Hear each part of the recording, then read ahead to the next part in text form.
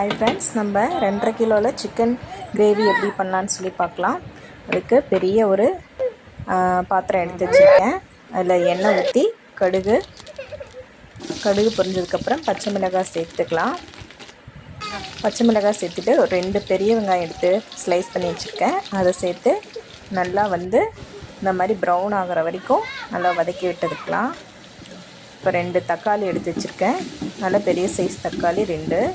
இது நல்லா மசிய விடலாம். நல்லா இந்த அளவுக்கு மசிஞ்சதுக்கப்புறம் இப்போ நம்ம சிக்கன் சேர்த்துக்கலாம். நல்லா தக்காளி மசிஞ்சிருச்சு. இப்போ சிக்கன் சேர்த்துக்கலாம். இது 2.5 கிலோ சிக்கனுங்க. சிக்கன் சேர்த்துட்டு நல்லா அந்த மசாலாவோடு கலந்து விடுங்க. நல்லா கலந்து விட்டுருக்கோம். இந்தளவுக்கு நல்லா கலந்து விட்டதுக்கப்புறம் உப்பு போட்டுக்கலாம். நான் கல் உப்பு போட்டிருக்கேன். உப்பு சேர்த்துட்டு இப்போ மசாலா ஆட் பண்ணிக்கலாம். ஒரு 1.5 ஸ்பூன் மஞ்சத்தூள் சேர்த்திருக்கேன். அப்புறம் சக்தி சிக்கன் மசாலா தூள், இது 50 கிராம் பேக்கெட்டு. இது ஃபுல்லாகவே நம்ம போட்டுக்கலாம். ஏன்னா 2 கிலோ சிக்கன் அப்படிங்கிறதுனால இது ஃபுல்லாகவே சேர்த்துக்கலாம். சேர்த்துட்டு அந்த மசாலாவோட அந்த சிக்கனை நல்லா பிரட்டி விடுங்க.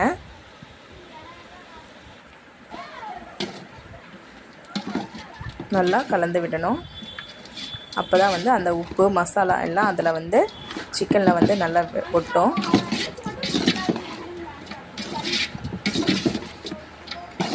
நல்லா கலந்து விட்டதுக்கப்புறம் இப்போது இது மிளகாய்த்தூள் கொஞ்சம் சேர்த்துக்கலாம். ஒரு 1.5 ஸ்பூன் மிளகாய்த்தூள், தனி மிளகாய்த்தூள் சேர்த்துருக்கேன். இது கலருக்காக சேர்த்துருக்கேன். நீங்கள் வேணாம் அப்படின்னா ஸ்கிப் பண்ணிக்கலாம். சேர்த்துட்டு நல்லா மிக்ஸ் பண்ணி விடுங்க.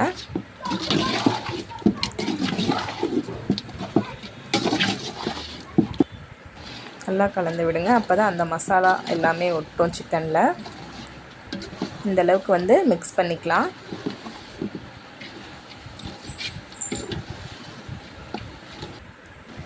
பாருங்கள், சிக்கன்லேருந்தே நமக்கு தண்ணி விட்டு வருது.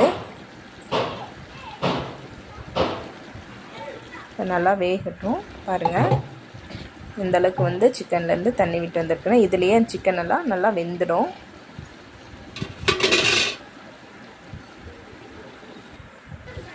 எவ்வளோ தண்ணி விட்டுருக்குன்னு பாருங்கள்.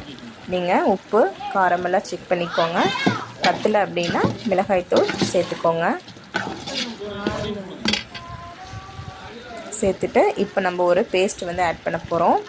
தேங்காயும் ஒரு மூடி தேங்காய் எடுத்திருக்கேன். ஒரு மூடி தேங்காயும் ஒரு 10 முந்திரி பருப்பும் சேர்த்து அரைச்ச விழுதை நம்ம இதில் சேர்த்துருக்கோம். அந்த கிரேவிக்காக நம்ம இந்த தேங்காய் பேஸ்ட்டை ஆட் பண்ணியிருக்கோம். முந்திரி இல்லைன்னா நீங்கள் அதை ஸ்கிப் பண்ணிக்கலாம். முந்திரி இருந்துச்சு அப்படின்னா சேர்த்துக்கலாம். சேர்த்துட்டு நல்லா கலந்து விடுங்க.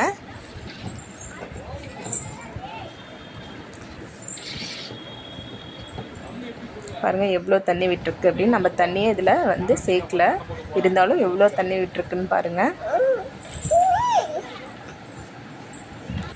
இதிலே அந்த சிக்கன் எல்லாம் நல்லா வெந்துடும்.